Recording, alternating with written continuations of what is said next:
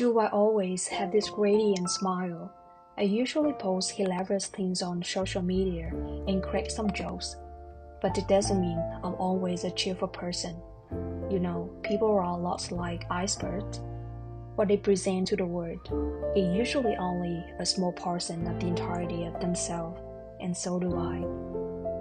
Today is the first time I like to share the toughest time in my life. I feel I've crawled out of that, so I think the sharing of my life story may be helpful to someone in the same case. I had my very first love when I was 19. That was a slow and love from friendship to falling in love with the whole of someone. I used to think I was a lucky girl to be in love with a guy who knew me well.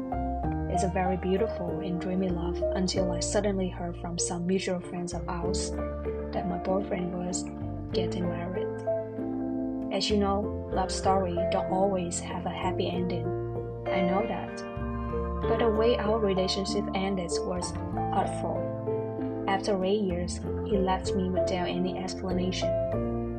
A relationship reaches a quiet conclusion, which can be even more painful than a messy split. This bitter experience became a scar in my heart, and it would never heal. After the breakup, I still lead a hectic life with 3 jobs and travel to new places when possible. But the emptiness and disorientation swallowed me day by day. At the same time, I was no longer interested in my work. Every morning, I woke up and asked myself why I had to go to work. I also couldn't find support from my family because I knew I was always the black sheep in my family, and no one could understand me. My life sucked, and I'm stuck with all the things at that time, but luckily my close friend did not let me drown.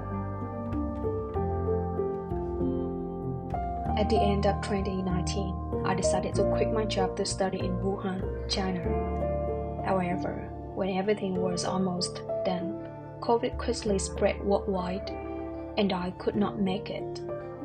All plans came to a standstill, and I wondered, why is life so cruel and unfair to me? And then I have to apply for a TESOL course in Australia to seek another chance. But life hits me in the face. Like many other countries, Australia closed its border. I really lost all directions because no one could tell when the lockdown was lifted. After consideration of a few options, I decided to go back to my hometown, slow down, and wait for the end of COVID. To be honest, I hate waiting without a clear plan, but I had no choice at that time. Even though my first love was so painful, I'm still believing love and kindness in this world. And I met Tim, who made my heart happy again in 2021. Thanks to knowing him, I let go of pain and opened up to love.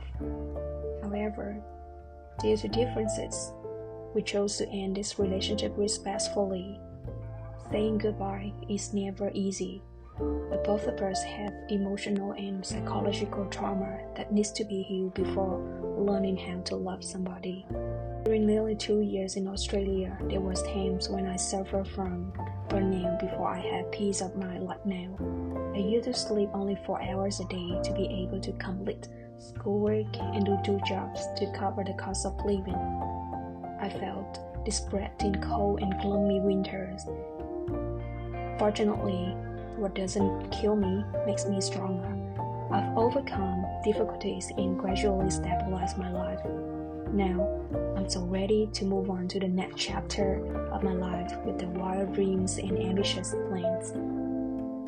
After continuous adversities, I still strive and do the best I can. If you're interested in how I could make it, watch my next video. That's all for now.